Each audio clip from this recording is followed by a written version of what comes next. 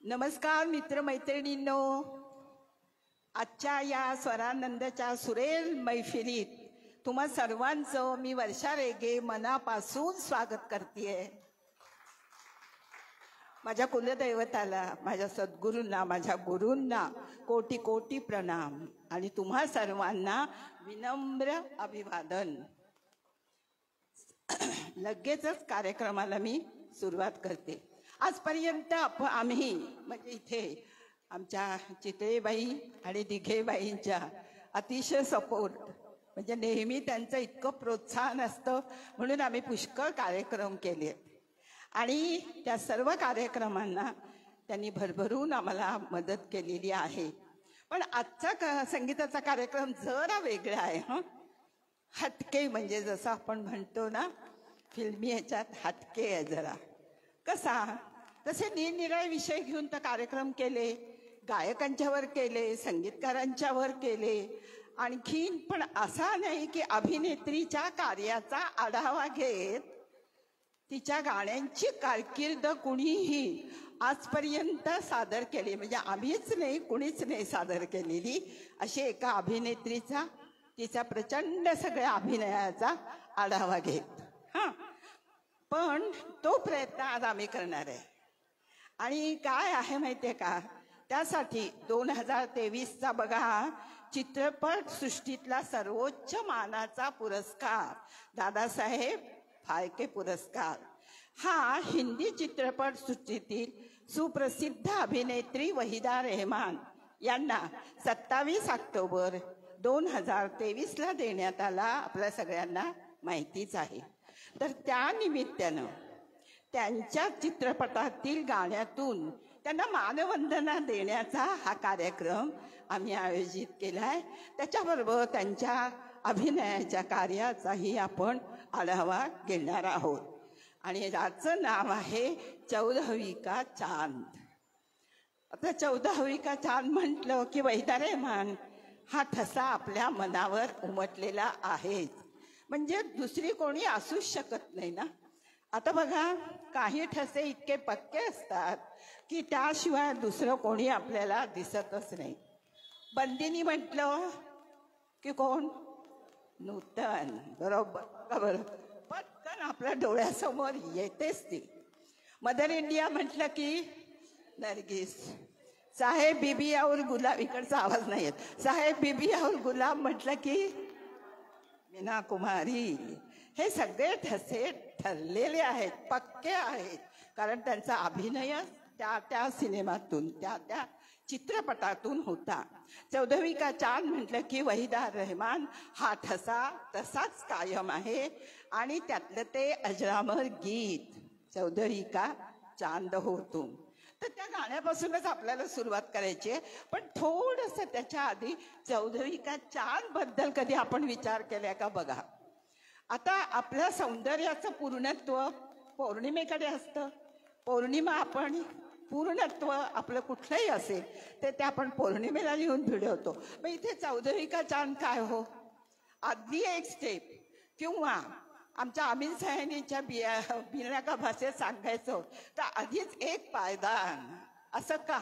हे का असावं बरं? म्हणजे पौर्णिमेच्या आधीची एक स्टेप घ्यावी असं का वाटलं? तर खरं म्हणजे त्या रात्री स्त्रीचं सौंदर्य पूर्णत्वाला गेलं, म्हणजे चांदण्यांचं किंवा कुठलंही सौंदर्य चंद्राचं पूर्णत्वाला गेलेलं असतंच. आणि उलट तो एका कलेने वाढणार असतो. लक्षात घ्या, 14वींचा चांद आणि पौर्णिमा धरली की तू तिथून एका कलेने कमी होणार असतो. माहितीच आहे आपल्याला, कलेने चंद्र वाढतो. म्हणून इस्लामिक हिजरी कॅलेंडरमध्ये 14वीं का चांद हा महत्वाचा मानला जातो, कारण तिथून पुन्हा आणखीन एक कला वाढणार असते. आणि चित्रपट मुस्लिम संस्कृतीचा आधारित असल्यामुळे चित्रपटात लखनौ शहरातल्या घडतो पोलादो सिनेमा, त्यामुळे तिथल्या सगळ्या परंपरा, तिथल्या सगळे शिष्टाचार हे एम साधिक हे मुस्लिमच असल्यामुळे त्यांनी उत्तम तऱ्हेने सादर केले. तर आणि एक महत्त्वाचं, आमच्या वहिदा रेहमानला लहानपणी सगळे घरात चांद म्हणायचे. कारण ती लाडकी, दिसायला चांगली, हुशार, म्हणून तिला चांद म्हणून हाक मारायचे. आता बघा पुढे चौधरी का चांद म्हणून चित्रपट सृष्टीत ती अजरामर होणार आहे, हे कोणालाच माहित नव्हतं. तर असं हे चौधरी का चांदचं गाणं आपण आता ऐकूया सुजाता रेगे कडून. अर्थात गीतकार शकील बदायनी यांनाही पुरस्कार मिळाला होता फिल्मफेअर या गाण्याचा. संगीतकार रवी त्यांनाही पुरस्कार मिळाला होता. गायक मोहम्मद रफी त्यांनाही पुरस्कार मिळाला होता. आणि आता बघूया सुजाता रेगे काय करतायत. सुजाता रेगे.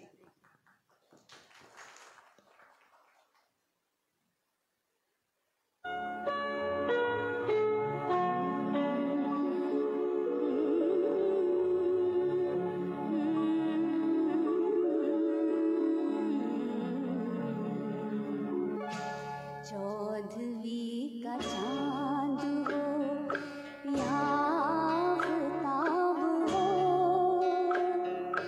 जो भी हो तुम खुदा के कसम लाजवाब हो. चौधरी का चांद हो या आफताब हो, जो भी हो तुम खुदा की कसम लाजवाब हो. चौधरी का चांद हो.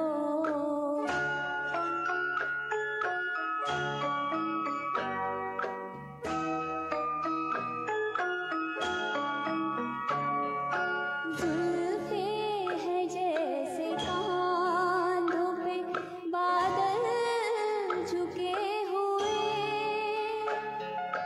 आंखें हैं जैसे महके प्याले भरे हुए, मस्ती है जिसमें प्यार की तुम वो शराब हो.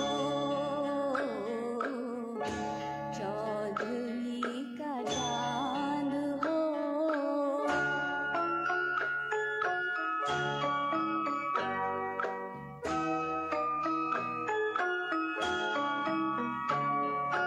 चेहरा है जैसे झील में हंसता हुआ कंवल, या जिंदगी के साज पे छेड़ी हुई गजल. जाने बहार तुम किसी शायर का ख्वाब हो. चौधरी का चांद हो.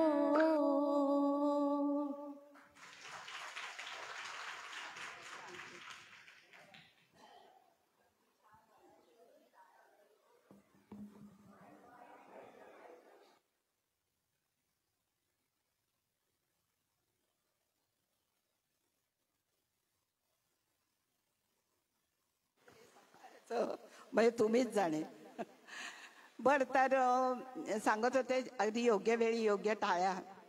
नाहीतर एक पुणेकर होते माझ्याच ओळखीचे. आम्ही गेलो होतो एका पुण्याला कार्यक्रमाला आणि त्यांच्याकडे बघा आम्ही कार्यक्रमाहून आलो, ते काही टाळ्याच वाजवत नव्हते हो. मला लाज वाटायची मी वाजवू की नको, कारण शेजारी काही टाळ्या वाजवत नाहीयेत आणि आपल्याला असं मनपूर्वक वाटतं ना कोणी छान हे केलं की वाजवावं टाळ्या.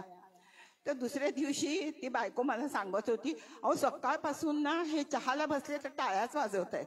मी म्हटलं म्हणजे? अहो म्हणे कालचं ना त्यांना आठवतंय आता एक एक आणि टाळ्या वाजवत आहे. बरोबर नाही ना, योग्य वेळी योग्य काम झालंच पाहिजे. तर आता थोडंसं बालपणात डोकावूया वहिदाच्या. वहिदाच आधी 15-16 वर्षाची असताना सिनेमात आली. त्याच्या आधीचं बालपण ती तशी तामिलियन. आणि वहिदाच्या जीवनाबद्दल सांगायचं तर तिचा जन्म चेंगलपट्टू, नावं सुद्धा अशी आहेत, चेंगलपट्टू या गावी 3 फेब्रुवारी 1938 रोजी आहे ना, बरोबर? हां झालं. मला ना या लोकांची खूप भीती वाटते, कारण आपल्याला काही कळत नाही. आणि पटकन त्यांना त्रास नको व्हायला. तिच्या वडिलांचं नाव होतं मोहम्मद अब्दुल रहमान आणि आईचं नाव होतं मुमताज बेगम. तिचे वडील तामिळनाडू जिल्ह्यात आयुक्त म्हणून काम करत होते. त्यांना 4 मुली. नावं बघा हा, लक्षात राहत आहेत का? जाहिदा, शाहिदा, सहिदा आणि सर्वात लहान वहिदा, जी आपली अभिनेत्री झाली. अस्थमाच्या आजारामुळे ही लहानपणी सतत आजारी असायची. पण एक मात्र की त्याही परिस्थितीत तिने नृत्य नाही सोडलं. तुम्हाला माहितीच आहे, साऊथ इंडियनना नृत्याचं वरदानच आहे. काही झालं तरी त्यांच्याकडे सगळ्या मुली नृत्य शिकतातच. त्यामुळे तिने भरतनाट्यममध्ये प्रावीण्य मिळवलं. वैदाची इच्छा खरं डॉक्टर व्हायची होती, पण नियतीची इच्छा नव्हती ना, त्यामुळे शक्यच नाही. तिला ना रोजलू मराई, लक्षात घ्या शब्द, रोजलू मराई या सिनेमात एक नृत्यांगण. कारण काय झालं, मध्ये तिचे वडील अचानक वारले, त्यामुळे आर्थिक परिस्थिती ढासळली. सगळा भार आईवर आला. म्हणून या दोघी बहिणी नृत्य शिकत होत्या. त्या नृत्याचे कार्यक्रम करून कसा तरी हातभार लावायच्या आपल्या जीवनाला. तर त्यामुळे त्या याच्यात तिने नृत्याचा कार्यक्रम आपल्याला सिनेमात आल्या म्हटल्यावर खूप आनंद झाला की आपल्याला काहीतरी आता दिशा मिळाली. कुठेतरी नृत्य करायच्या निमित्ताने पैसे मिळतील. आणि ते इतकं नृत्य अप्रतिम झालं बघा की प्रेक्षकांना तिच्या उज्ज्वल भविष्याची कल्पना तेव्हाच आली की ही कोणीतरी मोठी होणार. आता रोजलू मराई लक्षात घ्या. शेवटी मी हा शब्द विचारणार आहे, बक्षीस देण्यात ज्यांनी लक्षात ठेवला. रोजलू मराई या चित्रपटाचा अर्थ असा आहे की दिवस बदलले आहेत, बरं का. आणि खरंच या चित्रपटानं तिचे दिवस बदलले. तिचा कलाकार होण्याचा मार्ग मोकळा झाला. पण तारुण्याच्या उंबरठ्यावर 15-16 वय हो, तारुण्याच्या उंबरठ्यावर उभ्या असलेल्या वहिदाची स्वप्न तेव्हा काय असतील हो, तिच्याच गाण्यातून ऐकूया ना. सपने सुहाने लडकपणे गातायत लेना बापट. 20 साल बाद मधलं गाणं आहे, तुम्हाला माहितीच आहे.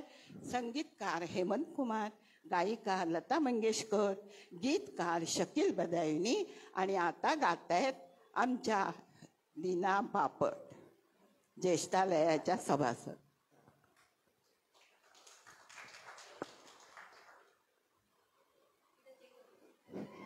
Hello hello hello.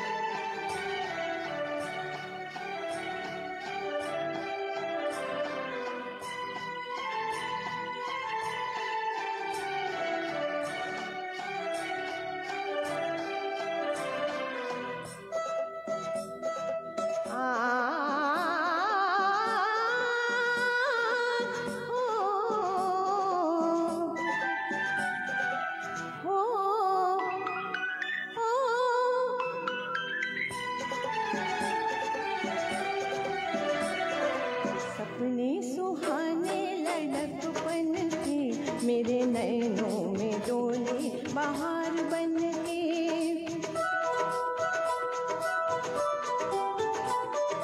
सपने सुहाने लड़क बन के, मेरे नैनों में डोले बहार बन के.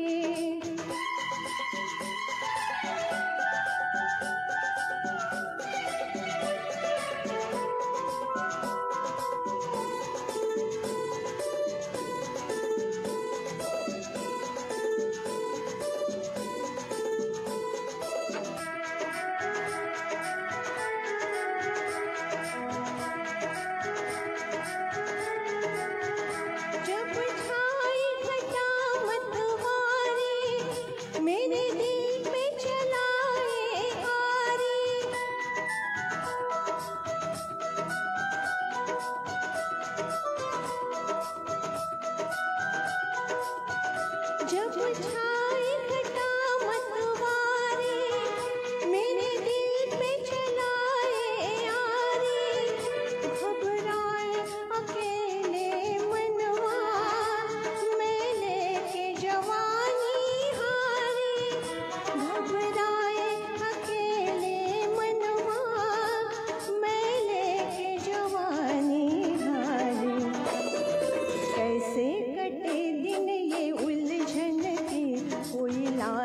जमाने वो बचपन के, सपने सुहाने लड़कपन के, मेरे नैनों में डोले बहार बन के।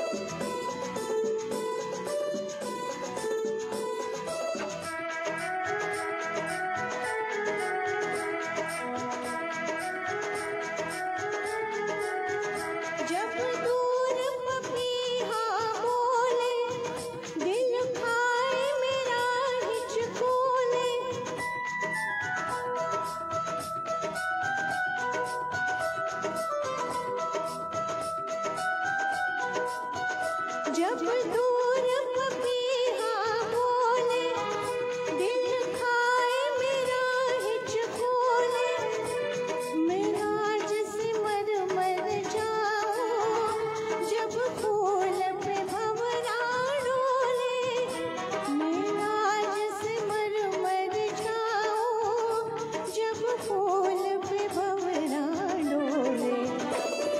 छेड़े पवनिया तराने मन के, मुझे भाए ना ये रंग जीवन के, सपने सुहाने लड़कपन के, मेरे नैनों में डोले बहार बन के।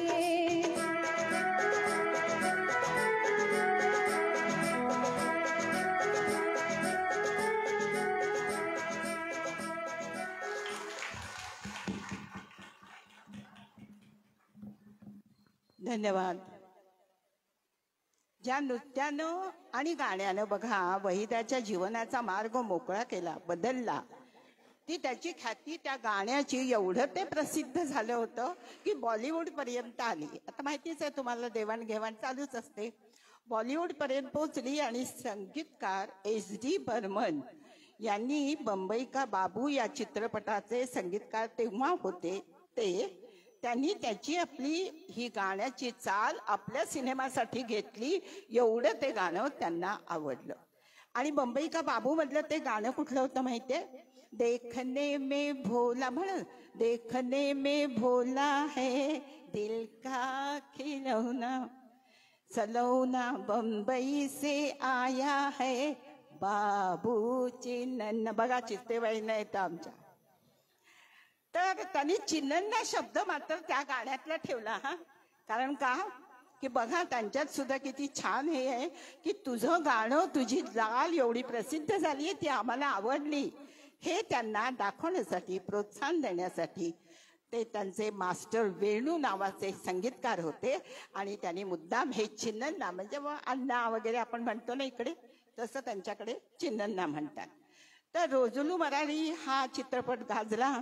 त्याच्यानंतर तिने 3-4 तिकडचे चित्रपट केले आणि छोट्या छोट्या त्याच्यात भूमिका करत असताना तिची गुरुदत्तशी अचानक भेट झाली. ते तिथे आले होते आणि असंच त्यांची ती मिरवणूक चालली होती. तेव्हा कसली मिरवणूक चालली आहे तर म्हणाल ते एक सिनेमातलं गाणं गाजतंय, त्याच्यातले सगळे कलाकार आहेत, तर त्यांना बोलवा म्हणाले. त्यांनी बोलवलं. त्यांची थोडीशी त्यांना हवीच होती एक हिरोईन नवीन सिनेमासाठी, प्यासा आणि CID. तर त्यांनी काय आता दोघांचे बोलणं झालं आणि काय अटी झाल्या काही माहिती नाही, पण जाने क्या तूने कही, जाने क्या मैंने सुनी, बात कुछ बन गई. कशी झाली बात ती आपण ऐकूया आमच्या डॉक्टर आशा नाईक कडून. आणि गीतांबा सगळं आधी सांगते, कारण मग ते कळलं पाहिजे आपल्याला कोण कोण आहेत. चित्रपट कुठला? प्यासा. गीतकार साही, संगीतकार SD बर्मन आणि गायिका गीता दत्त. आणि आता गातायत आमच्या डॉक्टर आशा नाईक.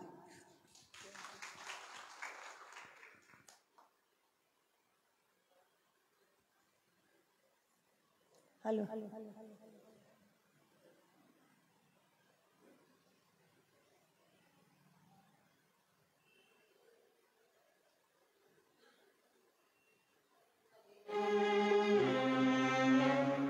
जाने क्या तू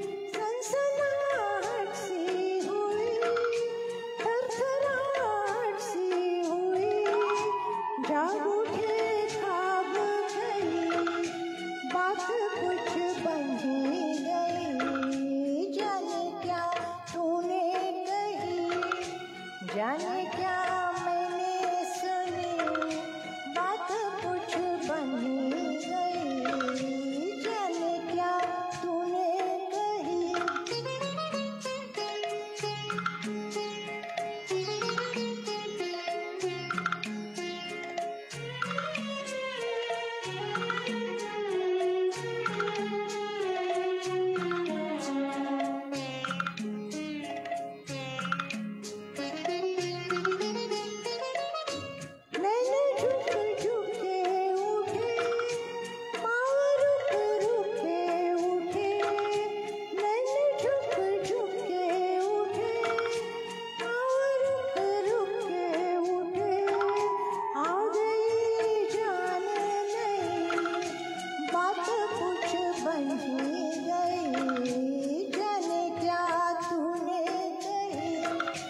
जाने क्या मैंने सुनी, बात कुछ बन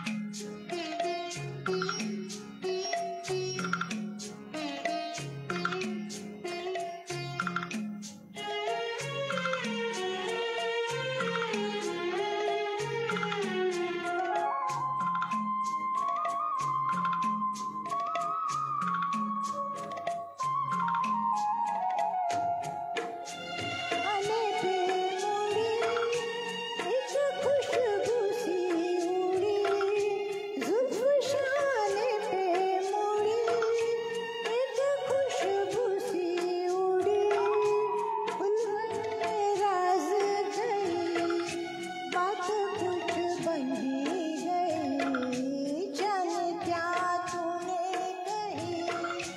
जाने क्या मैंने सुनी, बात कुछ बन गई, जाने क्या तूने कही। जाने क्या मैंने सुनी, बात कुछ बन गई, जाने क्या तूने कही।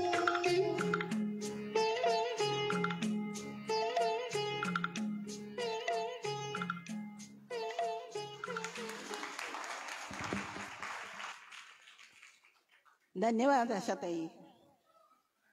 आता बघा, एक मात्र आधीच सांगून ठेवते की आपल्या हिंदी चित्रपट सृष्टीत सौंदर्याचं मूल्यमापन ज्या ज्या गोष्टींनी केलं जातं आणि मग त्यांना आपण म्हणतो लावण्यवती, रूपगर्विता, सौंदर्य सम्राज्ञी वगैरे वगैरे, तर त्या ह्याच्यात बसणारी वहिदा नव्हती.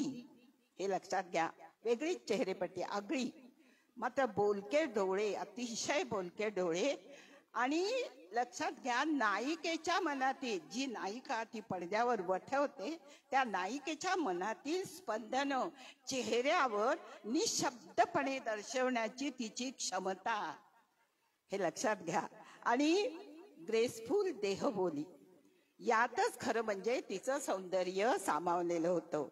तिच्या अभिनयाला बुद्धिमत्तेची, तर्कशुद्ध विचारांची आणि प्रतिभेची जोड तर होतीच, पण मुख्य म्हणजे चित्रपटातील तांत्रिक बाबी सुद्धा सगळ्या समजून घेण्याची तिला अदम्य जिज्ञासा होती. आणि हे एक वेगळंच रूप अभिनेत्रीचं तिच्यात होतं, जे कुणातही नव्हतं. वहिदाच्या या वेगळेपणामुळे व्यावसायिक चाकोरीत न बसणाऱ्या अशा भूमिका पडद्यावर दाखवण्याची किमया करणाऱ्या दिग्दर्शकांना, लक्षात घ्या, प्रतिभावान दिग्दर्शकांना प्रामुख्याने पहिली वहिदाची निवड केली, आठवण व्हायची आणि तिलाच ते भूमिका द्यायचे, कारण त्यांना खात्री होती. अशा दिग्दर्शकात गुरुदत्त, राज खोसला, विजयानंद, एम सादिक, बासु भट्टाचार्य, सत्यजित राय पर्यंत अगदी कितीतरी. आणि मग त्यांचे दर्जेदार सगळे सिनेमा, प्यासा, कागज के फूल, मुझे जीने दो, तिसरी कसम, रेशमा और शेरा, खामोशी, गाईड, इत्यादी इत्यादी इत्यादी, अशा तिच्या कितीतरी भूमिका.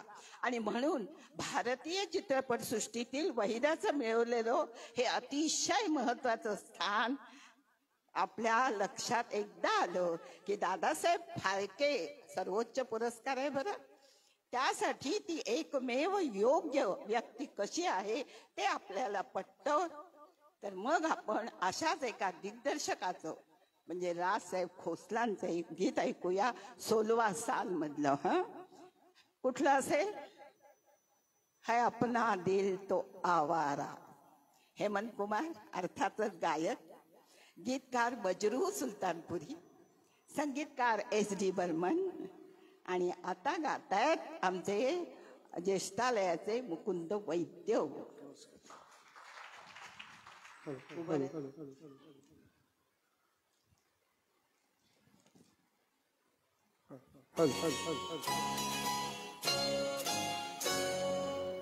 अपना दिल न जाने किस पे आएगा, अपना दिल तो आवारा न जाने किस पे आएगा, अपना दिल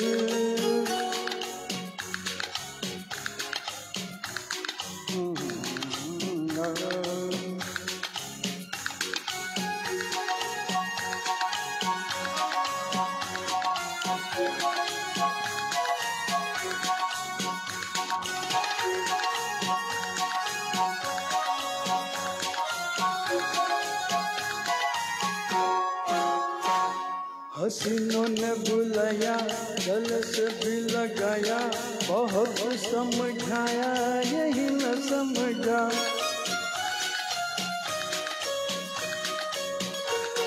हसीनों ने बुलाया, गल से भी लगाया, बहुत समझाया यही न समझा, बहुत भोला बेचारा न जाने किसी पे आएगा, अपना दिल तो आवारा न जाने किसी पे आएगा.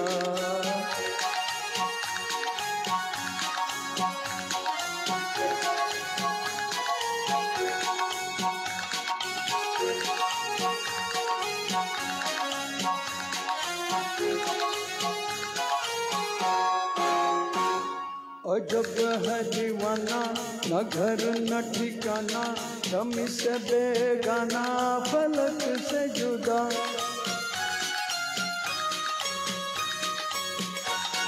अजब है दीवाना, न घर न ठिकाना, जमी से बेगाना, जमील से अपना दिल तो आवारा न जाने किसी पे आएगा, अपना दिल तो आवारा न जाने किसी पे आएगा.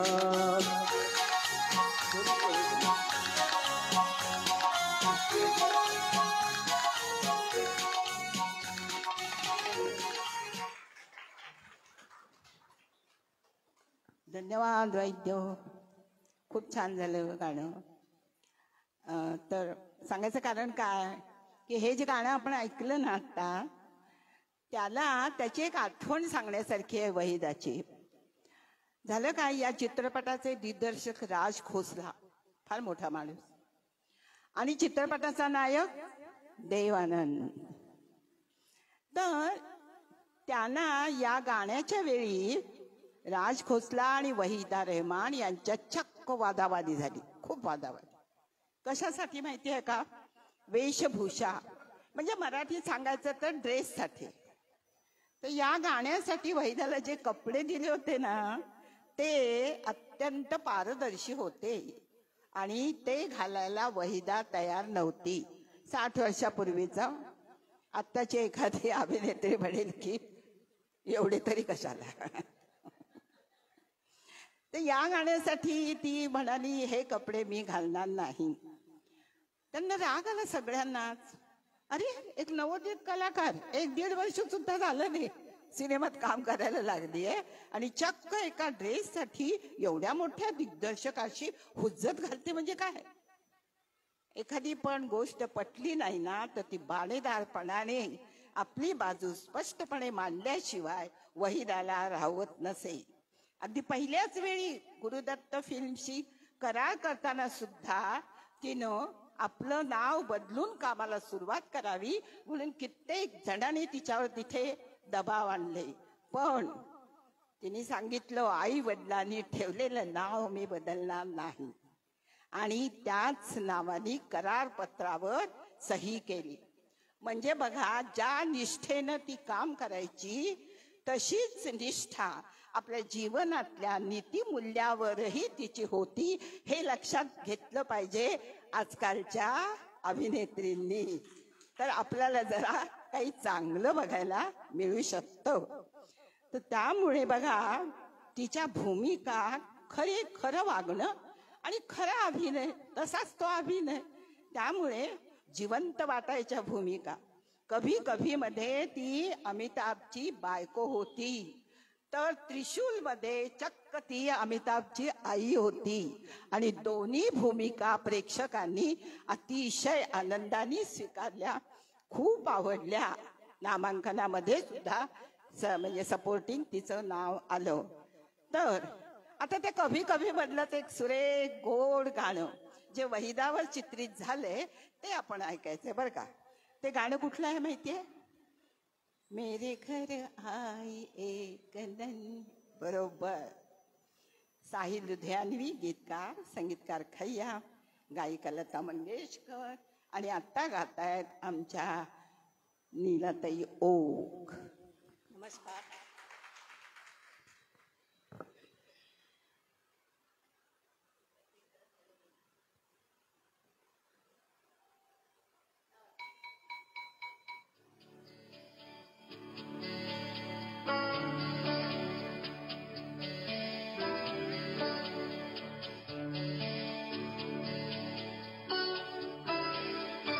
मेरे घर आई, मेरे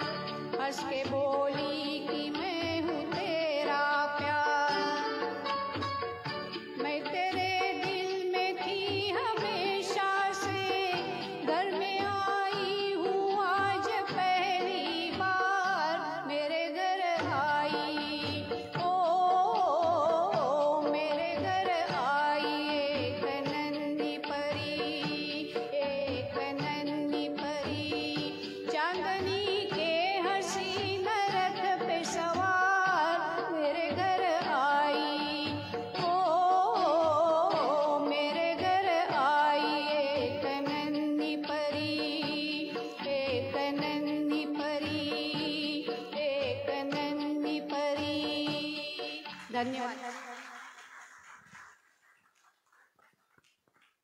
कशी छान वाटली ना नंदीपरी. आवडतोय ना कार्यक्रम. असं घाबरत घाबरत विचारते. तर वहिदाचे एकानंतर एक असे चित्रपट यशस्वी होत होते. त्यातलाच एक महत्वाचा चित्रपट गाईड. मुख्य म्हणजे सगळ्या बाबतीतच तो वेगळा होता बरं. त्यातली नायिका रोझी ही समाजाचे सर्वमान्य संकेत जुगारून जगू पाहणारी स्त्री होती. विक्षिप्त नवऱ्यानं घातलेली बंधनं तिला अगदी असह्य झाल्यावर सरळ ती नवऱ्याला सोडून राजू गाईलकडे राहायला गेली आणि लग्न न करता तिथे राहिली. ही गोष्ट 60 वर्षापूर्वी धाडसाची होती. सिनेमात सुद्धा दाखवायला धाडस लागायचं. हे असं चालायचं नाही. आणि पुन्हा ती त्याच्या वागण्याला कंटाळल्यावर तिथूनही बाहेर पडते. सर्वमान्य संकेत जुगारून हे सगळं स्त्रीच्या बाबतीत दाखवणं म्हणजे दुराचारी स्त्री किंवा भ्यान असं तिचं स्वरूप होतं ना. तर दिग्दर्शक विजयानंद उर्फ गोल्डी यांनी कथानकाची हाताळणीच मुळे इतकी सुरेख केली आणि वहिदाचा त्यात अत्युत्तम अभिनय इतक्या सुरेख पद्धतीने त्यांनी सादर केला की त्यात कथेचा बाज तर उत्तम राहिलाच, पण रोझीची व्हॅम किंवा दुराचारी स्त्री त्यांनी होऊ दिले नाही. हे अतिशय प्रमुख वैशिष्ट्य 60 वर्षापूर्वीच आहे बरं. आत्ता सुद्धा आपण मान्यता देत नाही आहोत लिव्ह इन रिलेशनशिपला. तर ही भूमिका करून आपलं यशस्वी करिअर बदनाम करू नकोस, तुला पुढे कोणी कामं देणार नाही असा विरोध तिला चारी बाजूनी झाला वहिदाला. पण तो न जुमानता वहिदाने ती भूमिका केली म्हणण्यापेक्षा वहिदा ती भूमिका जगली असं म्हणावं लागेल. हिंदी आणि इंग्लिश कदाचित आपल्याला माहिती असेल, दोन्ही भाषेत तो निघाला आणि दोन्ही भाषेत अभिनयाचा पुरस्कार आमच्या वहिदालाच मिळाला. त्याच्यात एकापेक्षा एक गाणी होती आणि त्यात तुमच्या मनातलं आणि माझ्या मनातलं गाणं आता सादर करतायत तृप्ती सरदेसाई. गाणं ती म्हणेलच, पण ती गीतकार आहेत शैलेंद्र, संगीतकार SD बर्मन, गायिका लता मंगेशकर आणि गातायत तृप्ती सरदेसाई गायिका.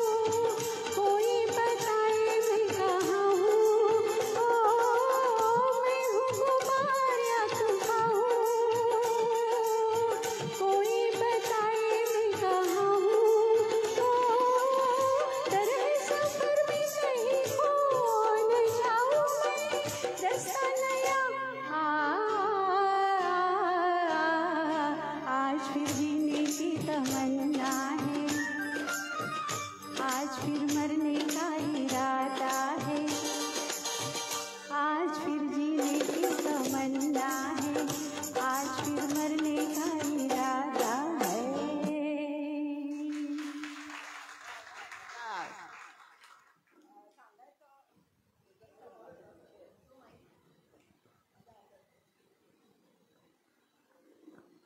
सांगायचं म्हणजे तृप्तीने गाण्याचे 50 सुवर्ण महोत्सव आत्ताच पूर्ण केला. अभिनंदन. आणि आता पुढच्या ह्याच्यात येतील तेव्हा आणखीन 50 झालेली असतील. तृप्ती तर बघा, हल्ली स्त्रीला प्रत्येक क्षेत्रात ठसा उद्भवते आणि स्वतंत्र आहे, पण त्यावेळी असं नव्हतं ज्यावेळी हे गाणं लिहिलं गेलं. आणि त्यामुळे या गाण्यात स्त्री व्यक्ती स्वातंत्र्याची भावना व्यक्त झालेली आहे पहिल्यांदा, हे लक्षात घ्यायला हवं. आणि वहिदाने ती आपल्या नृत्यातून आणि अभिनयातून व्यक्त तर केलीच, पण आत्तापर्यंत तिच्यावर लादली गेलेली बंधनं जुगारून ती मुक्त झाली हे दाखवण्यासाठी एक मातीचा खडा बघा ती पहिल्यांदा फोडते आणि तिथेच आपल्या भावनांना जिंकते की आता ती तिच्या मनासारखं सगळं करणार आहे. आता या गाण्याच्या खरं सांगायचं तर हे गाणं लता मंगेशकरनी सुद्धा इतकं भावनापूर्ण म्हटलंय की अभिनेत्रींना कुठल्याही गाण्यात त्यांच्या भावना अशा असतात, अभिनेत्रींना फार काही करावं लागत नाही, पण लता दीदींचं हे अतिशय महत्वाचं आहे की त्या भावना त्या जी नायिका असेल तिच्याशी पण सुसंगत असतात, अशा रीतीनं त्या गातात. खरं म्हणजे आता बघा, त्यांना जाऊन 2 वर्ष झाली तरी आपण एक दिवसही त्यांचं गाणं ऐकलं नाही, म्हटलं नाही किंवा केलं नाही असं जात नाही. त्यामुळे एका गाण्यातून आता आपण त्यांना आदरांजली, मेधा निमय आता जे गात आहेत त्यांनी आम्ही आमच्या स्वरानंदतर्फे वाहत आहोत. आणि हे गाणं आहे कोहरा बेकरार दिल. फार सुंदर गाणे आहे, कैफी आझमींचं आहे. हेमंत कुमार संगीतकार आणि गायिका अर्थातच लता दीदी. ऐका तर.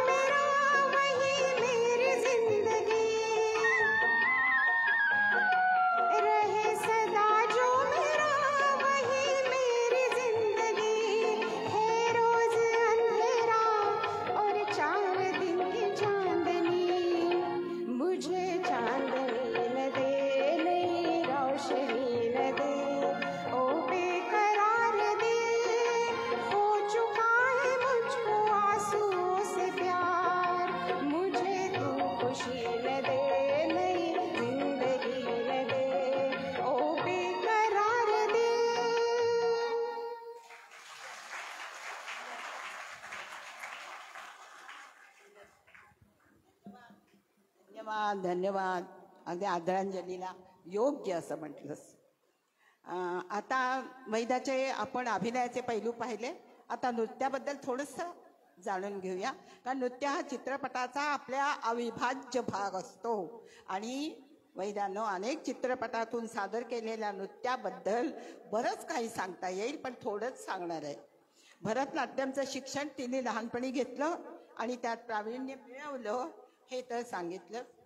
आता तर चित्रपटाच्या नृत्याचं चित्रीकरण सुरू व्हायच्या आधी 5-6 दिवस नृत्याची प्रॅक्टिस हवी, म्हणून ती सतत 8 ते 10 तास किंवा 12 तास रोज नृत्याची प्रॅक्टिस घ्यायची. त्यामुळे तिचं प्रत्येक सिनेमात प्रत्येक नृत्य चित्रपटात एकदम दीर्घ शॉट्समध्ये चित्रित व्हायचं. त्याला फारसे cut cut cut cut cut cut करावे लागायचे नाही. हे तिचं वैशिष्ट्य आहे. गाईड चित्रपटासाठी कोरिओग्राफर बी हिरालाल आणि त्यांचे भाऊ श्री बी सोहनलाल होते. यांचा फार दबदबा होता तेव्हा शास्त्रीय नृत्यासाठी. आणि सरोज खान त्यांचा शिष्या किंवा आता जी अगदी टॉपला आहे ती वैभवी मर्चंट त्यांचीच नात. प्रसिद्ध सर्पनृत्य हे आपल्या गाईडमधलं सगळ्यात मोठं हे होतं वैशिष्ट्य. असं नृत्यच झालेलं नाही आहे. इतकं अप्रतिम सर्पनृत्य हिने केलं. केवळ गाईडमध्येच अव्वल नंबर नाही, संपूर्ण चित्रपट सृष्टीत आत्तापर्यंत त्यातली नाट्यमयता, भावोत्कटता, कारण गाणं नाही या नृत्याला. नुसत्या त्याच्यावर पदन्यासार आणि तिने केलेलं यूट्यूबला बघून घ्या. आणि मग नंतर आपण त्या एका नृत्याचे बघा, त्या या आपल्या गाईडमध्ये खूप नृत्य आहेत, पण एक नृत्य आणि तुम्हाला आठवतंय का? मोसे छल. किती सुंदर गाणं. आणि मग ऐकूया ना तेच गाणं आधी आणि मग बोलूया. आणि त्या गाण्यावरचे एक सरप्राईज देणार आहेत, बघूया काय आहे.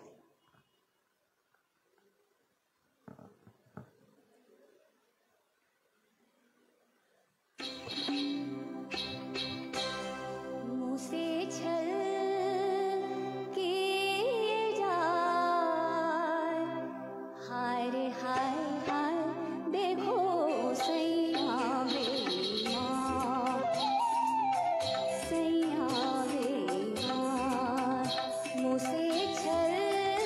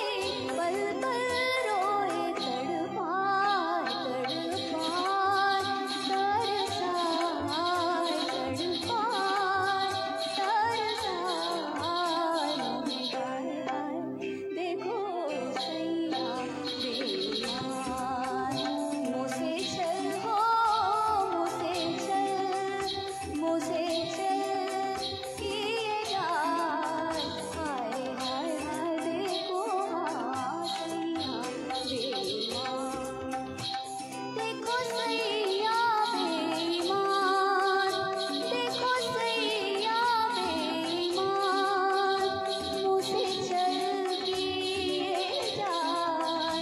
देखो सैया बेईमान, हो बेईमान, हो बेईमान।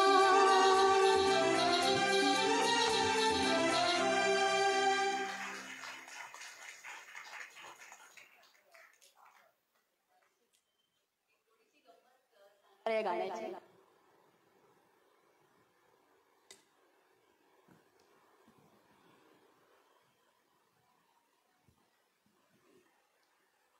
आता आपल्या सर्वांनाच माहिती आहे की हे गाणं गाईड मूवीमधलं आहे. तर आता जर तुम्ही आठवलं त्या मूवीबद्दल तर ह्या गाण्याला लागूनच हे गाणे असं फार रेअर आहे की एखाद्या पिक्चरमध्ये 2 गाणी लागोपाठ येतात. आणि हे त्यांची विजन होती की हे त्यांनी सक्सेसफुली करून दाखवलं. विजय आनंद, S.D. बर्मन.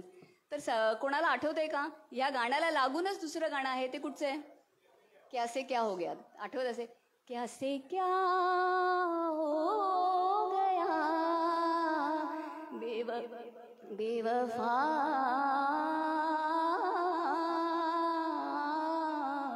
तेरे प्यार में.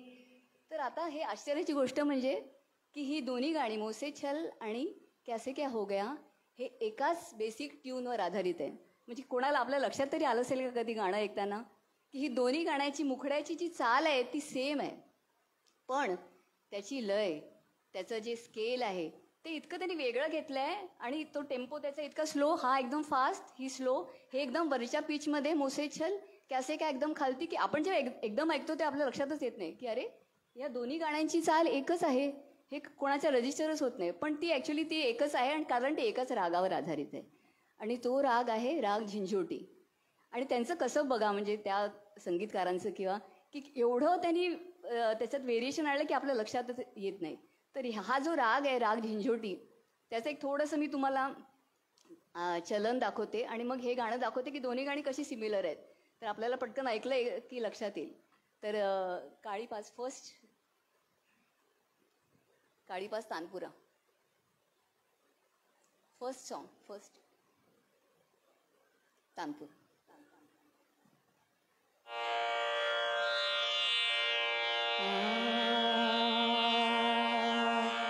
सारे मा पा धा सा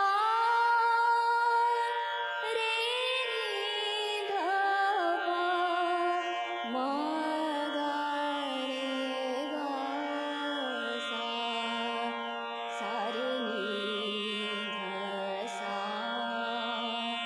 ध सा रे मा गा सा रे नी ध प ध सा. मुझसे छल किए जाए, हाय रे हाय हाय देखो सैया बेईमान, कैसे क्या हो गया बेवफा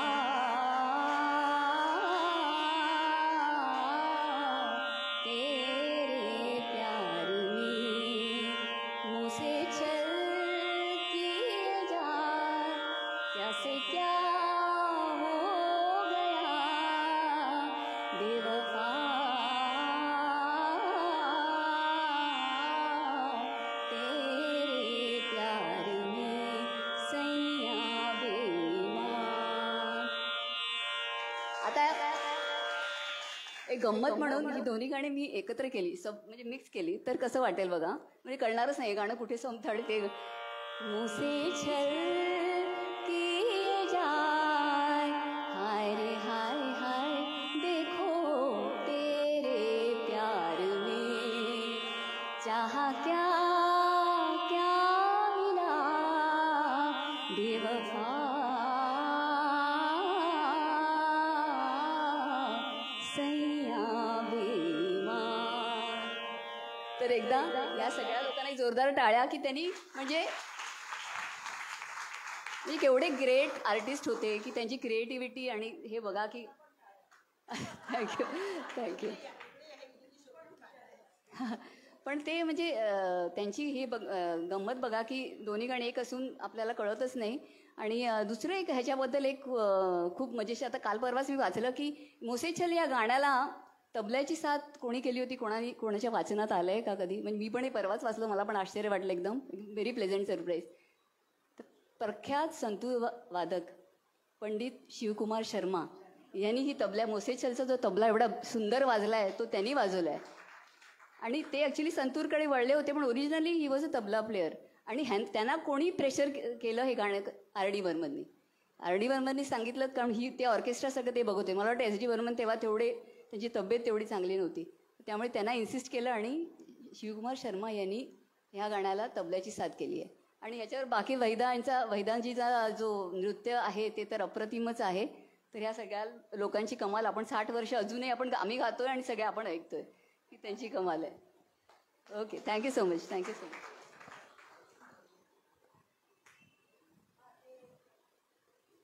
सर्पनृत्यात एक सांगायचं राहिलं, त्याच्यात गाणं नव्हतं ना, म्हणून आपण हे गाणं घेतलं.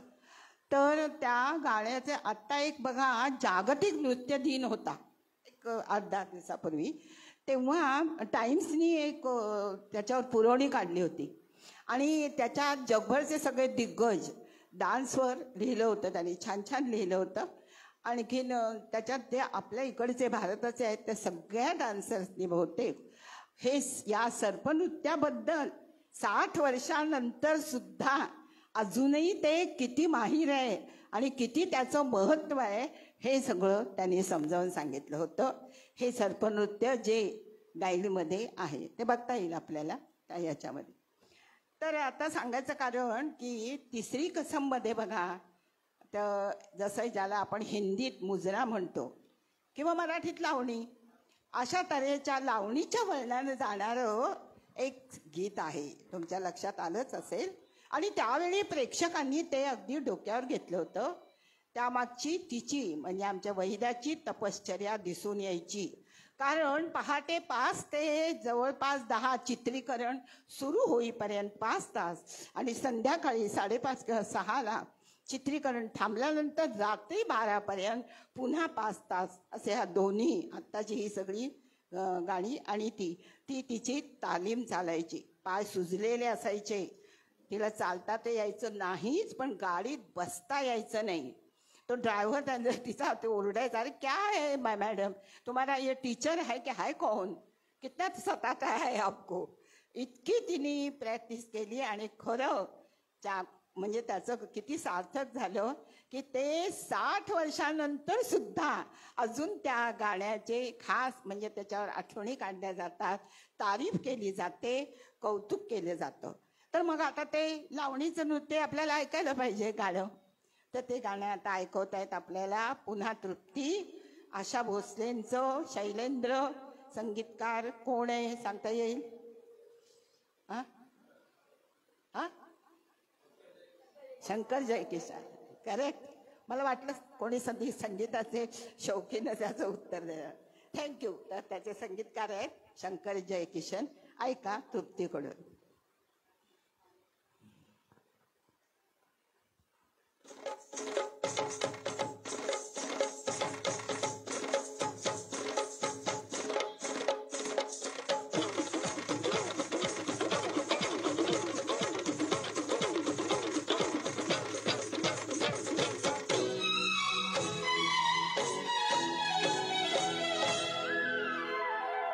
पान खाए सैया हमारो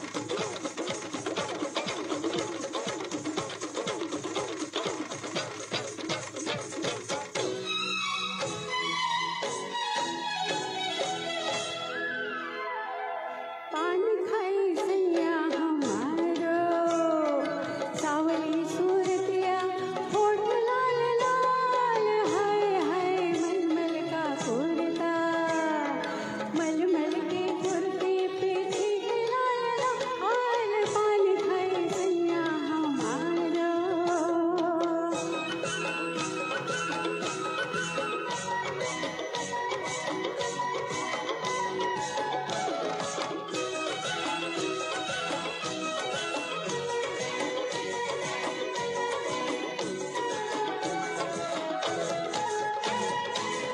हमने मंगाई सुरमई गानी ले आया जालिम बनारस का जरेदा हमने मंगाई सुरमई गानी ले आया जालिम बनारस का जरेदा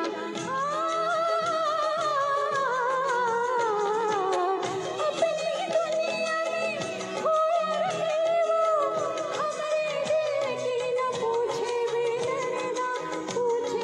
डरेदा पान खाए सैया हमारो है सावली सूरतिया होठ लाल हाय हाय मलमल का कुर्ता मलमल के कुर्ते पे छीट लाल पान खाए सैया हमारो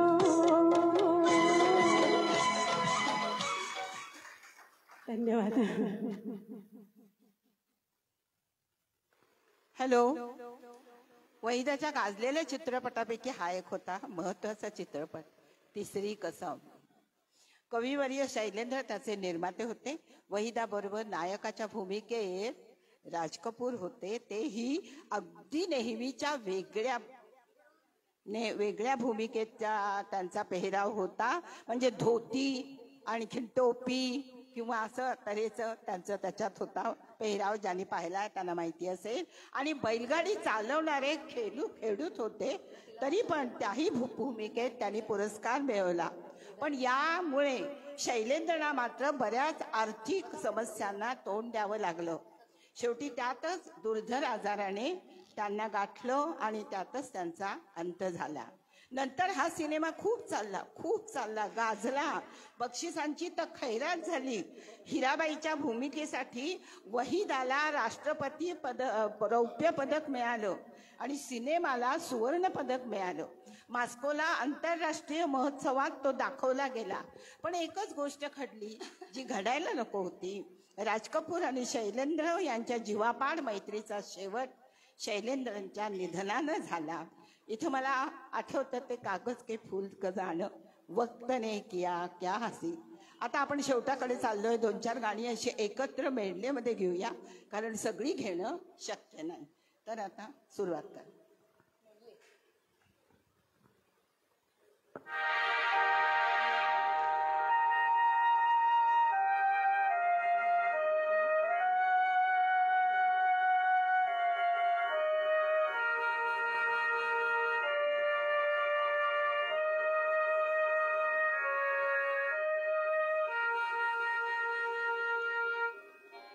वक्त निया क्या हसी सितम तुम रहे न तुम हम रहे न हम. वक्त ने किया क्या हसी सितम तुम रहे न तुम हम रहे न हम. वक्त ने किया.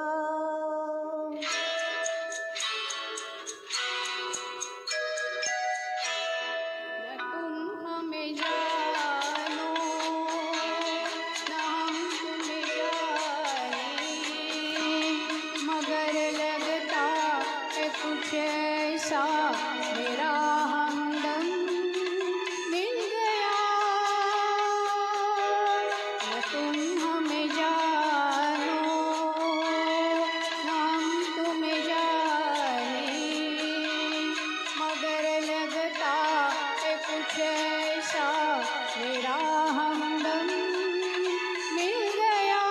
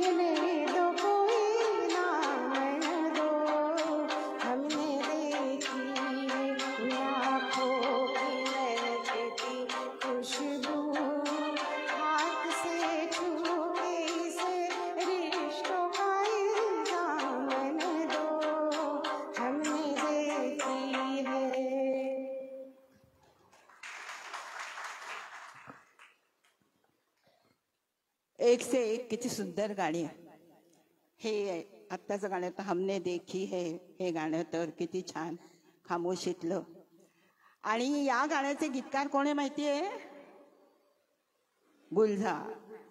आणि म्हणून सांगते मुद्दाम, आत्ताच त्यांना ही ज्ञानपीठ अवॉर्ड जाहीर झालं, मिळालं. म्हणजे अहो साहित्य अकादमी, किती अवॉर्ड सांगू तुम्हाला. साहित्य अकादमीचे मिळाले, 13ला दादासाहेब फाळके पुरस्कार मिळालाय त्यांना, पद्मभूषण, 5 वेळा राष्ट्रीय पुरस्कार, फिल्मफेअरचे तर इतके 22-23 पुरस्कार त्यांना मिळालेत, उर्दू अकादमीचे मिळाले.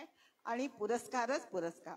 आता हिचे फक्त हे पुरस्कार सांगते की तिला ही 22-23 वेळा नामांकन मिळाली. वहिदाला तासामधलं मिळालं, गाईडमधलं म्हणजे फिल्मफेअर पुरस्कार मिळाले हातात.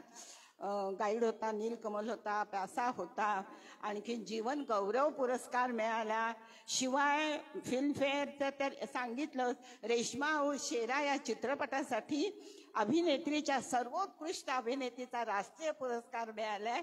11 साली पद्मभूषण, त्याच्या आधी पद्मश्री, नुसते अक्षरशः पुरस्कारांची खैरातच खैरात.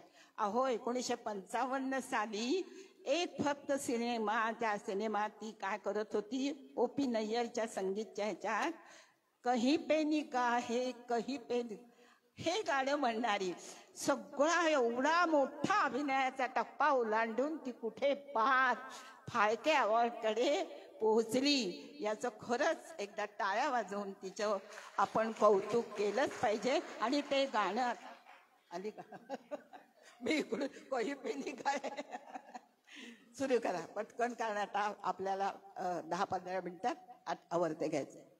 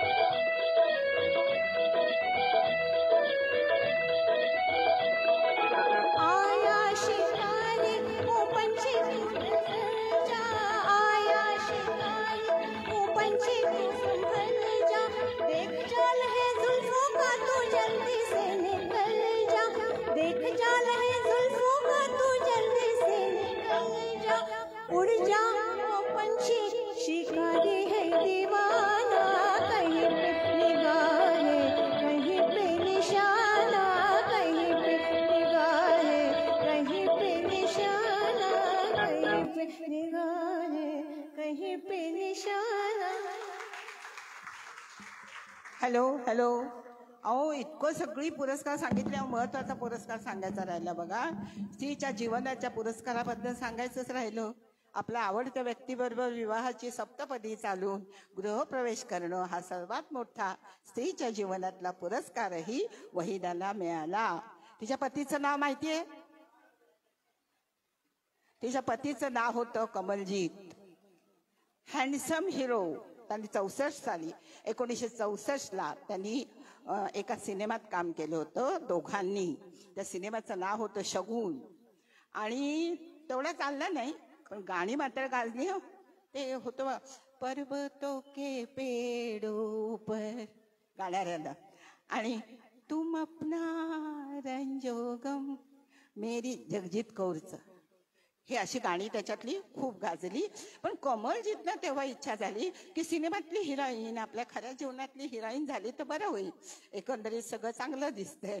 त्यामुळे पण 64 साली सुरू झालेली ही कहाणी 26 जुलै 1974 साली सफळ संपूर्ण झाली. म्हणजेच त्यांचं लग्न झालं. 10 वर्ष त्यांना वाट पाहावी लागली. तेव्हा मला वाटते त्यांच्यासाठी म्हणजे कमलजीत उर्फ शशी रेखी यांच्यासाठी हे गाणं तयार केलं होतं की काय माहिती नाहीये.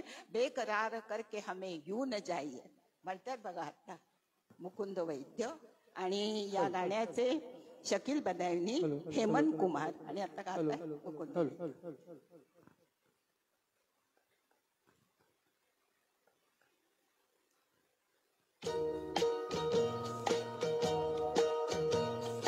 बेकरार करके हमें यूं न जाइए, आपको हमारी कसम लौट आइए. बेकरार करके हमें यूं न जाइए, आपको हमारी कसम लौट आइए.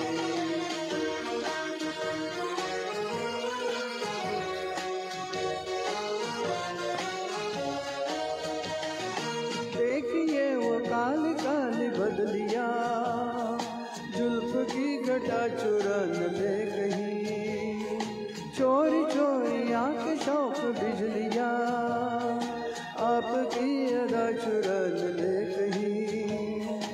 यूं कदम अकेले न आगे बढ़ाइए, आपको हमारी कसम लौट आइए. बेकरार करके हमें यूं न जाइए, आपको हमारी कसम लौट आइए.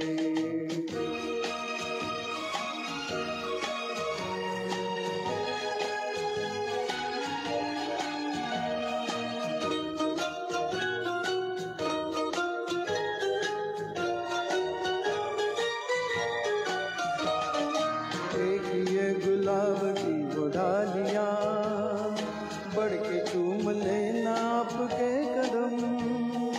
देखिए गुलाब की वो डालियां, बढ़ के चूम लेना आपके कदम.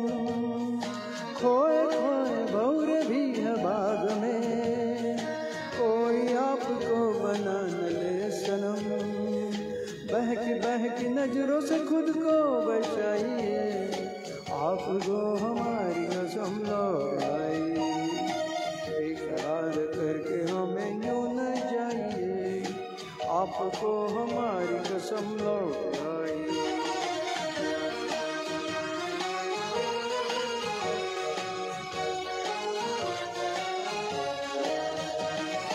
जिंदगी की रास्ते अजीब है, इनमें इस तरह चलन कीजिए.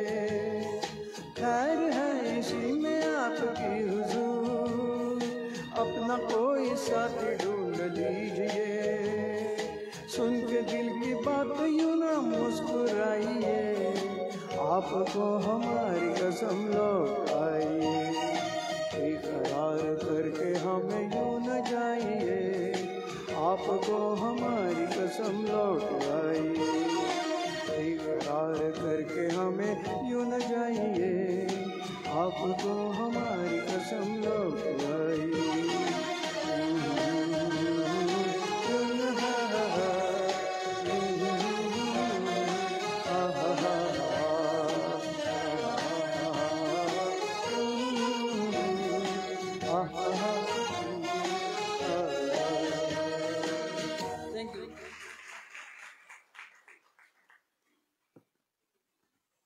का हो इतकी सुरेख गाणी आणि सगळीच ऐकावीशी वाटतात, म्हणजे मला तरी तुम्हाला वाटतात ना.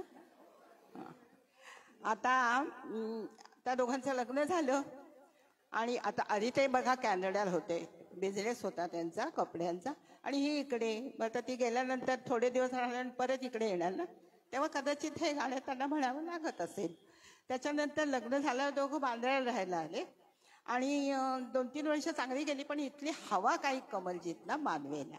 ते सतत आजारी पडायचे, त्यांना श्वासाचा त्रास होता, दमट हवेचा, त्यामुळे त्रास होऊ लागला.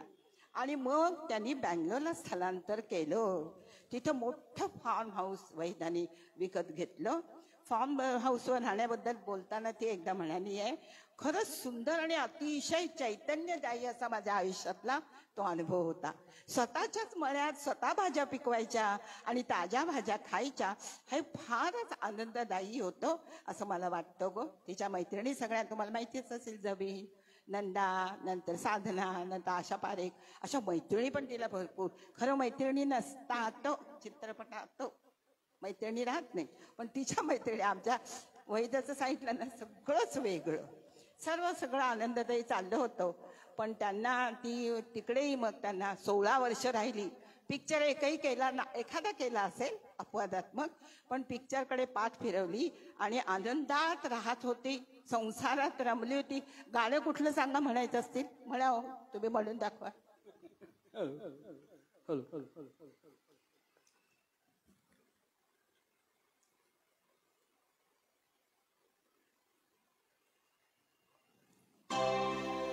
गाता रहे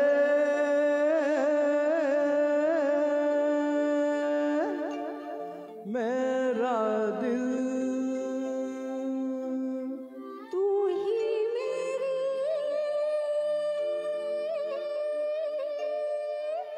मंजिल,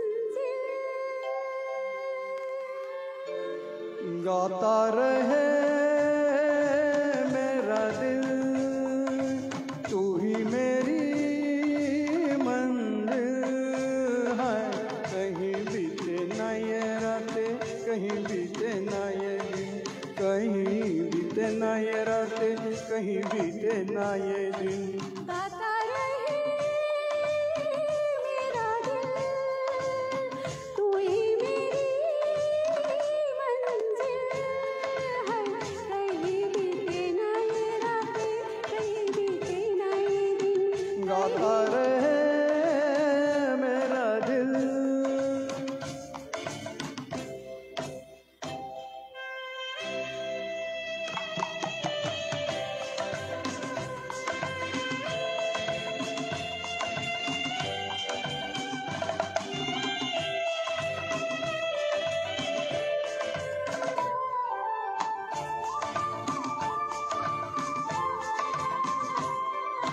प्यार करने वाले अरे प्यार ही करेंगे, छलने वाले चाहे जल जल मरेंगे.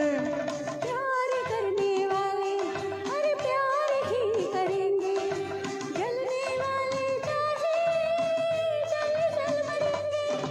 मिलके जो धड़के हैं दो दिल, हरदम ये कहेंगे कहीं बीते ना, कहीं बीते ना ये रातें, कहीं बीते ना ये दिन.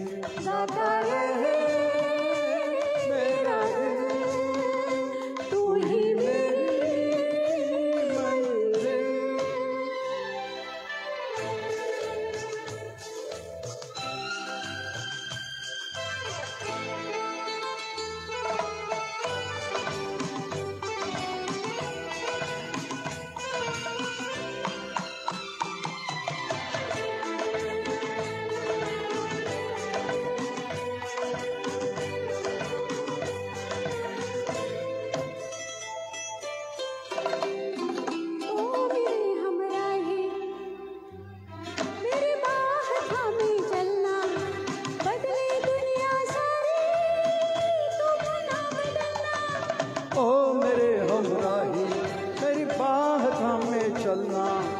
बदले दुनिया सारी तुम ना बदलना।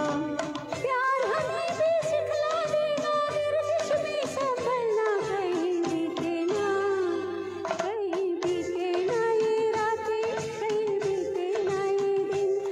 अरे मेरा दिल तू ही मेरी मंजिल.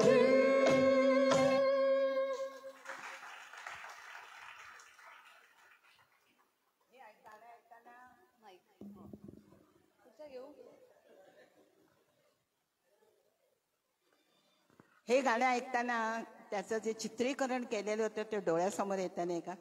अहो, एक सूर्यास्त आणि एक सूर्योदय त्यांना पाहिजे होता.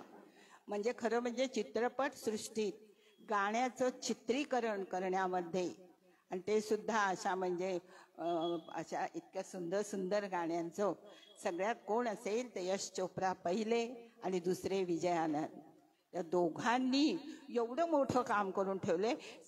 साध्या गोष्टी मार्मिकतेनं अशा काही आपल्या कॅमेऱ्यात पकडल्यात की त्या कायमच्या लोकांच्या लक्षात राहतात. इतकं सुंदर या गाण्याचं चित्रीकरण आहे. आणि यानंतर म्हणजे आपण थक्क होऊन त्याच्याकडे पाहतच राहतो. तर आता सांगायचं म्हणजे बेंगलोरच्या घरात ती होती, पण त्यांना तिथेही बरे वाटेना असं झालं. आणि हळूहळू त्यांचं हे कमी कमी होत गेली शक्ती. आणि 2000 साली त्यांचं दुःखद निधन झालं. मग ती आपल्या मुलांना घेऊन, तिच्या मुलांची नावं सोहेल आणि काशवी अशी मुलांची नावं आहेत, ती घेऊन बांद्र्याला परत आली. आणखीन त्यांचं आल्यानंतर ती इकडे तर तिचा आपल्या हे कामात तर असतेच व्यग्र. काही अजूनही पिक्चर्स ती करत असते, आपल्याला माहिती आहे. पण आता सगळंच एवढं सांगायला वेळ नाही आहे. पण एक गाणं त्यांचं झाल्याशिवाय थोडं तरी मला असं वाटतं पूर्णताच नाही आहे, ते रंगीला रे. तर तुम्हाला माहिती असेल, सगळ्यांना आठवलं असेल आता कदाचित. तर ते गाणं आपण थोडंसं तिच्याकडून ऐकूया, सुजाताकडून. हां, आणि मग हे करूया. हॅलो. प्रेम पुजारी मध्ये त्यांनी काम केलं दोघांनी. झालं.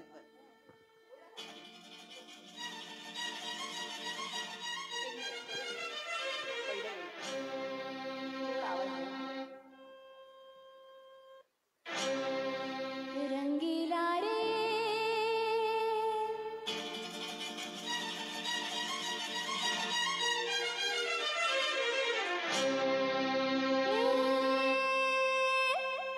रंगीला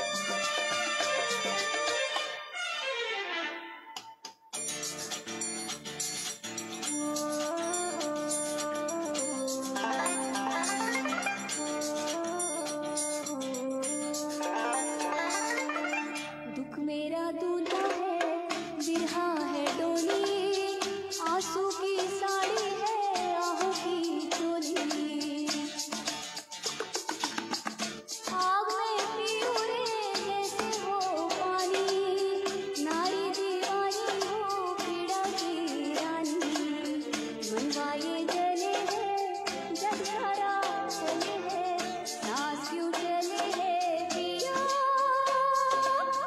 वहाँ रे प्यार वहाँ रे रंगीला रे तेरे रंग में यूं रंगा है मेरा मन झलिया रे ना बुझे किसी जल से ये जलन ओ रंगीला रे रंगीला रे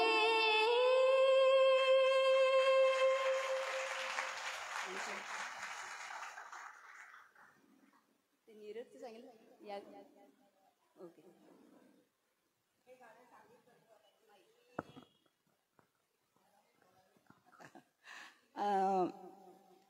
तिने ना प्रेम पुजारीमध्ये काम केलं देवानंद बरोबर.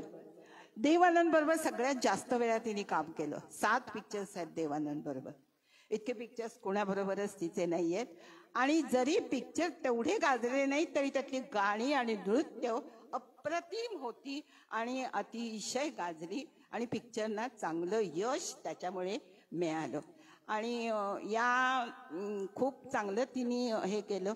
आपलं आभासी आणि भासी जीवन हे दोन्ही एकत्र न करता कसं वेगळं ठेवायला हवं, किती शालीनता हवी, किती नम्रता हवी, आपल्या निष्ठा कशा जपायला हव्यात याच्यात सुद्धा, आणि कसं वागायला हवं. एक आता जाता जाता म्हणून सांगते, गुरुदत्ताच्या ह्याच्यात ती बरंच तिच्यावर त्रास झाला तिला, पण कधीही तिने आपली डिग्निटी शालीनता सोडली नाही आणि व्यवस्थित ती म्हणाली, मला असं हे आवडतच नाही की सगळं मागचं दुःखच सगळं आठवणं, हे मला अजिबात आवडत नाही. कामात मी व्यस्त असते. तिने शेवटचे 4 वाक्य आपल्यासाठी लिहिली आहे. जीवनाचं तत्वज्ञानच म्हणाला, मी जीवनाकडे सकारात्मक मनोवृत्तीनेच पाहते आणि म्हणून मला मनशांती लाभते. मला दुःख उगाळत बसण्यात, नकारात्मक विचार करण्यात, त्यात रमण्यात गमण्यात मला रंगम्य अजिबात वाटत नाही. गतकालाबद्दल जर विचार करायचे झाले तर मुळात मला आवडतच नाही आणि विचार केला तर घडून गेलेल्या चांगल्या गोष्टींचाच मी विचार करते. उद्या काय घडेल याची तर मुळीच चिंता करत नाही. त्यामुळे मला मनशांती लाभत असावी असं माझ्या मैत्रिणी म्हणतात. आता आपण सगळे ही आमचे लोक तर म्हणतील, ज्यांना म्हणायचंय त्यांनी ते भाग घेऊ शकतात. तिचं अतिशय सिनेमात गाजलेलं फुलों की रंग से हे गाणं आपण तिला आदरांजली सगळ्यांची म्हणून म्हणूया. आणि त्याच्यातलं ते नीरजचं गाणं आहे. काय शब्द आहेत त्याच्यात बघा. आणि मुख्य म्हणजे नीरज हे कवी कधीही शुद्ध हिंदीचा प्रयोग करायचे. त्यांनी कधीही उर्दू वगैरे भाषा कुठलाही एक शब्द सुद्धा न वापरता हे शब्द वापरून त्यांनी हे गीत लिहिले. म्हणून आपण सगळे मिळून ते गीत म्हणूया. थँक्यू. आणि आता मी शेवटचं गाणं आधी तू आभार मानतेस. हॅलो. हां, मी सगळ्यांचे आभार मानते. तुम्हाला सगळ्या रसिकांचे पहिले आभार. एकतर ज्येष्ठ नागरिक संघाचे आभार आम्हाला इथे संधी दिल्याबद्दल, आणि सर्व रसिक श्रोत्यांनी भरभरून दाद दिल्याबद्दल तुम्हा सर्वांचे खूप खूप आभार. आणि दुसरं म्हणजे आमचे जे साऊंडचे ज्यांनी सगळं ऑर्गनाईज केले ते विशाल रेडकर, ह्यांनाही टाळ्या द्या. त्यांनी फार सुंदर साऊंड त्यांचा असतो आणि ते आम्हाला नेहमी सपोर्ट करतात सगळ्या प्रोग्राममध्ये. तर त्यांनी उत्तम साऊंड दिल्याबद्दल त्यांचे आभार. आणि दुसरं म्हणजे हे सगळे गाण्याचे ट्रॅक्स आहेत, हे सगळे एडिट करणं, ते सगळं लोड करणं, अपलोड करणं, ही लीना बापट यांच्या बिल्डिंगमध्ये एक मुलगी राहते, मिताली फडके म्हणून, ती येऊ शकली नाही, पण तिने सगळी आम्हाला मदत केली. तर तिला पण खूप खूप आभार तिचे पण मानते इकडे. आणि आता ह्या गाण्याच्या सहकार्यांचे सगळ्या सहकार्यांचे खूप सगळ्यांनी इतकी सुंदर गाणी खूप आभार. सगळ्यांनी खूप उत्साहात आपल्या घरातलं सगळं आवरून करावं लागतं. बायकांना माहितीच आहे, आता बायकाच जास्त आहेत. आणि आता हे शेवटचं गाणं आहे ते ऐकायलाही बायकाच आहेत. आम्ही अशा स्केलमध्ये घेतलंय की सगळी जण गाऊ शकतील. आमची अशी इच्छा आहे की सगळ्यांनी, कारण सगळ्यांना गाण्याची इच्छा असते, त्यामुळे असं हे गाणं आहे. आणि सगळ्यांना शब्द मला वाटतं बहुतेक तर पाठ असतील, किंवा आम्ही सुरू केलं की तुम्हाला ऑटोमॅटिक ते शब्द येणार. तर हे गाणं खूप अजरामर गाणं आहे, ते आपण सगळ्यांनी मिळून म्हणूया. ओके.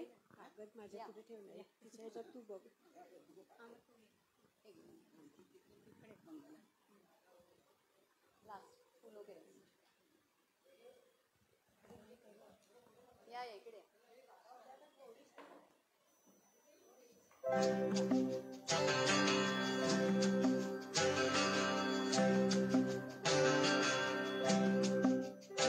फूलों के रंग से दिल की कलम से तुझको लिखी रोज पाती कैसे बताऊं किस किस तरह से चलो मुझे तू सताती तेरे सपने लेकर के सोया तेरी यादों में ज्यादा तेरे ख्यालों में उलझा रहा हूँ जैसे कि माला में धागा बादल चंदन पानी जैसा अपना प्यार देना होगा जन्म हमें कई कई बार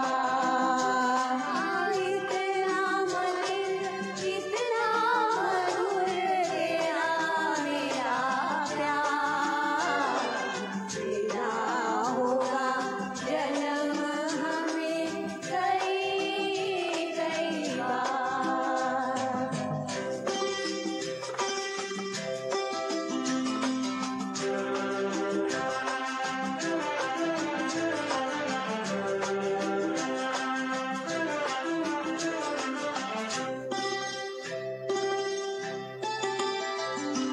सांसों की सरगम धड़कन की बीना सपनों की गीतांजलि तू मन की गली में महके जो हरदम ऐसी जुड़ी की कली तू छोटा सफर हो लंबा सफर हो सुई डगर हो या मेरा याद तू आए मन हो जाए भीड़ में बीच अकेला बादल निकली चंदन पानी जैसा अपना प्यार देना होगा जन्म हमें कई कई बार इतना मधुर तेरा मेरा प्यार देना होगा जन्म हमें कई कई बार